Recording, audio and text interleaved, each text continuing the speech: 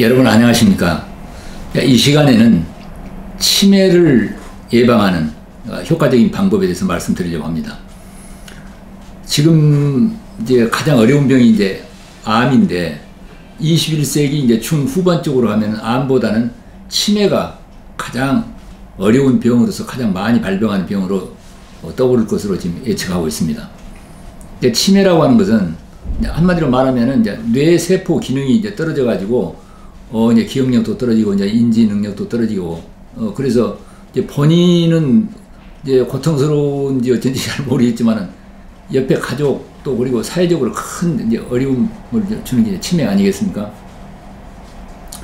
이 치매는 한마디로 이제 우리 뇌세포가 이제 많이 이제 그 사멸돼 버리거나 이제 기능이 떨어져서 이제 제대로 작동을 못하는 것인데 소위 혈관성 치매라고 그래가지고서 그 중풍이 와가지고서 뇌 혈관을 막아버리거나 또는 뇌 손상에 의해서 그 뇌세포가 파괴돼가지고 오는 이제 그 원인이 있는 그런 이제 치매도 있는데 대부분의 치매는 소위 알츠하이머 치매라고 그래가지고 원인 불명의 이제 치매입니다. 그런데 사실은 그 원인 불명의 치매라고 하더라도 결국은 그 뇌세포가 이제 급격하게 그 기능이 떨어지거나 뇌세포가 이제 많이 이제 죽어서 재생이 안 되거나 이제 이런 것들인데 이제 왜 그렇게 되느냐 하면은 제가 이제 의과대학 다닐 때는 하루에 그 뇌세포가 한 10만 개 정도 이제 죽는다. 그러나 뇌세포는 이제 한번 죽으면 재생이 안 된다. 이제 우리는 그렇게 배웠는데 지금은 그렇지 않다.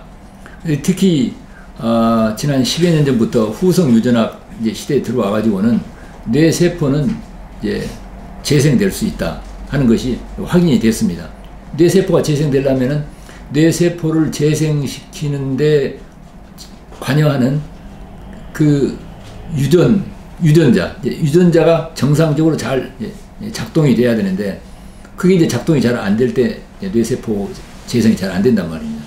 우리 아프리카 코끼리가 요즘 이제 상아가 안 나오는 코끼리들이 많아졌는데 그건 왜 그러느냐?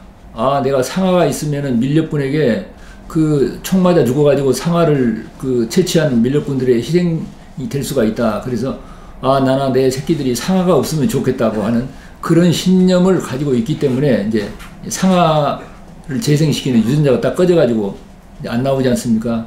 그래서 이른바 그것을 코끼리의 슬픈 유전자다. 이제 이렇게 의학 용어로 이제 후성 유전학에서 쓰고 있는데 이 뇌세포의 그 재생이 되느냐 안 되느냐 하는 문제도 이와 똑같습니다. 우리가 정말 뇌세포가 기능이 잘 되면 좋겠다. 기억력도 점점 좋아지면 좋겠다.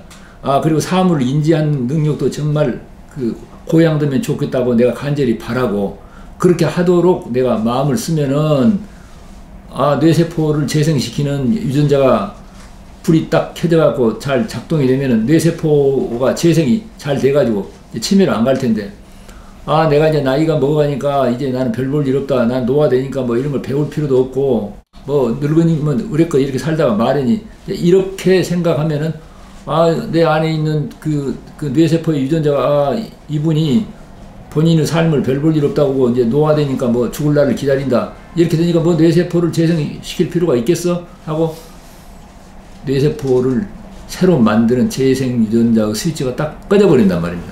그것이 바로 치매의 결정적 원인이다.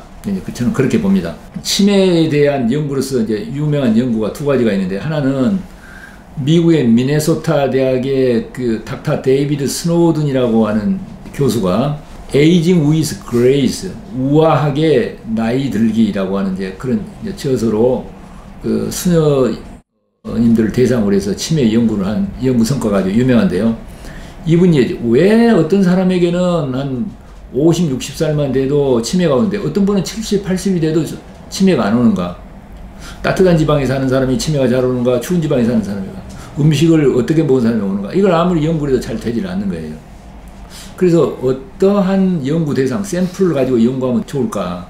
이렇게 생각을 했는데, 수녀님들을 대상으로 하면 좋겠다. 수녀님들을 대상으로 해서 이제 연구를 했는데, 이 수녀님들에게 이제 피검사를 하고 또 뭐 뇌에 대한 그 영상 촬영을 하고 그러는데 특별한 단서가 안 나옵니다. 물리적인 그 연구로 해가지고는. 그래서 어떤 내면의 문제가 있는가를 알기 위해서 좀 일기장을 좀 보여줄 수가 있느냐. 그래서 이제 일기장을 정말 이렇게 잘 살펴봤는데 거기에 놀라운 단서가 나왔습니다. 자, 수녀님으로서 80살까지 돼도 전혀 치매기가 없는 수녀님들은 일기장에 재밌는 내용이 많이 있습니다. 나는 오늘 또 어떤 그 봉사단체 가지고서 봉사를 하고 또 신앙 상담도 해주고 그러니까 그분이 너무 좋아하고 그래서 내가 아주 기뻤다. 그래서 오늘 하루도 참 즐겁다. 내일 또 가면은 그분이 어떻게 변화됐을까 기대가 된다. 이렇게 해서 날마다 삶이 기쁘고 보람이 있는데 50, 60만 돼도 치매가 있는 수녀님들 일기장에는 별로 쓴 게 없어요. 오늘 또 좀 지루하다. 인생은 허무하다. 내가 수녀가 된 게 좀 후회스럽다. 이렇게 부정적인 내용이 많이 써 있단 말입니다. 그렇게 되니까 어떻습니까? 뇌세포가 이분이 별로 살 맛이 안 난다. 그리고 삶에 대한 희망이 없고 보람이 없고 삶이 기쁘지 않다. 이렇게 해서 뇌세포를 재생시키는 유전자는 딱 꺼져버리고 계속 뇌세포는 빨리빨리 사멸되고 뇌세포 기능이 떨어졌단 말입니다. 그래서 우리가 여기서 이제 알아야 될 문제는 정말 삶에서 보람 있는, 정말 삶에 의미가 있는 목표를 정해서 날마다 바쁘게 살아갈 때 뇌세포가 계속 재생되고 또 있는 뇌세포도 건강하게 작동한다 하는 걸 우리가 알 수가 있습니다. 그 달라이 라마가 생명공학자들하고 같이 연구한 것 중에서 노화와 그 다음에 수면과 관계된 이제 연구한 게 있는데요. 내용 결과는 뭐냐면은 우리가 이 세상에 쓸모있는 존재가 될 때 쓸모있는 목표가 없는 사람에 비해서 평균 수명이 10년 내지 15년이 높다. 그리고 치매라든가 이런 것에도 큰 영향을 미친다고 하는 그런 연구 성과가 있습니다. 그 달라이라마 그 그룹에서 연구한 것들이 이제 책으로 나온 것도 있는데요.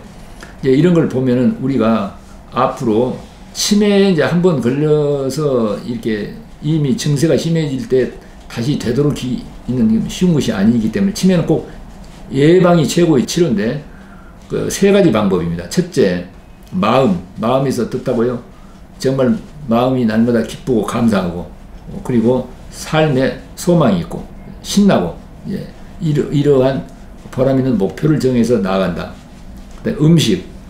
근데 뇌세포 건강에 가장 좋은 음식은 어떻습니까? 뇌세포 속에 그 피치거기가 쌓여가지고서 노폐물 쌓여가지고서 산소가 공급이 못 되면은 뇌세포에 손상이 있거나 사멸될 수 있는데 우리가 이제 뇌세포에 건강한 혈액순환이 되게 하려면 제일 좋은 음식이 현미, 채소, 과일과 같은 이제 그런 식물성 위주 식사를 주된 식사로 하고 더 적극적으로는 1년에 한 차례 정도씩 할 수만 있다면 한 5일이나 일주일 정도 과일 절식, 뜨거운 물하고 과일만 먹는 절식을 하게 되면은 그 뇌혈관 속에 있는 찌꺼기를 오토파지, 자가 포식해서 정말 그 빠른 속도로 그 뇌 혈류를 청정하게 개선시킬 수 있습니다.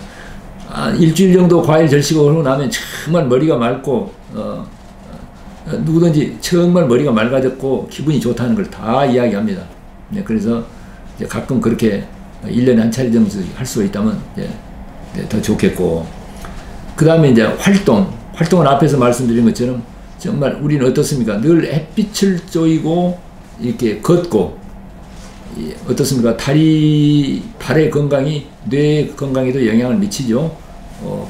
그러한 운동을 하고 저녁에 숙면을 취해가 그리고 잠을 잘 자가지고 뇌 세포가 휴식할 수 있도록 해주고 앞서 말씀드린 대로 삶에서 정말 보람 있는 목표를 향해서 정말 바쁘게 나아갈 때 뇌 세포가 치매에 걸릴 틈이 없습니다. 우리 한국의 그 철학자 김영석 교수님이 100세가 넘도록 계속 지금도 정신도 맑고 하셔가지고 지금도 저서도 내고 외부 강의도 뭐 1년이면 100차례 가까이 하신다고 그리고 TV 토크쇼에도 나오시고 온 걸 잘 보셨죠. 그분이 100살이 넘었는데도 뭐 치매기라든가 이런 건 전혀 없습니다. 그 이제 일본의 히노하라라고 하는 그 내과 의사가요, 몇 년 전에 105세에 세상을 떠났는데, 그분은 그 세상을 뜨기 바로 직전까지 환자 진료도 하고 활동을 했습니다. 이분이 70세 가까울 때 내과 의사인데, 아, 내가 이제 은퇴를 해야 되겠다. 그래서 나 이제 앞으로 휴식을 하고 은퇴를 해야 되겠다.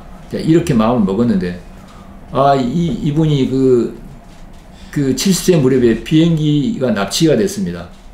1970년도에 요도 사건이라고 그래갖고 도쿄에서 후쿠오카 가는 비행기에 이 히노하라 선생 이제 부부가 탔는데, 그 일본의 그 적군파 학생들에게 그 납치돼가지고 이제 평양으로 납치하려고 하는 사건이 이제 있었거든요.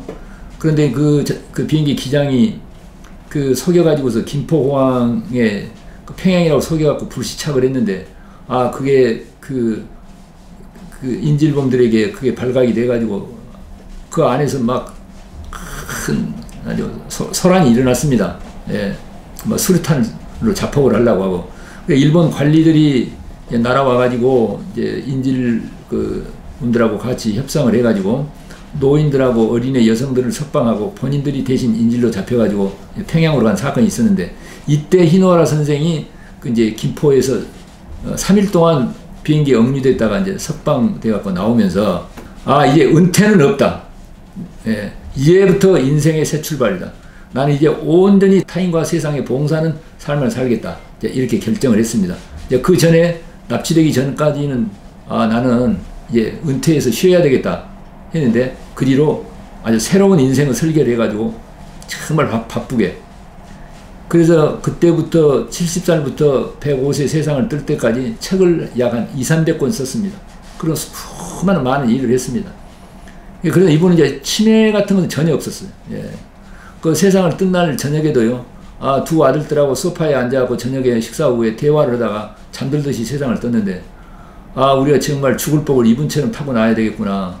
아, 이제 이런 걸 볼 때 우리가 이제 치매를 예방하기 위해서는 이제 이분들 같이는 안 한다 하더라도 정말 아까 그 세 가지, 그 중에서 특히 삶에서 보람 있는 목표와 기쁨을 주는 삶을 목표를 해서 정말 도전적으로 나아갈 때 치매는 아주 확실하게 예방될 수 있다.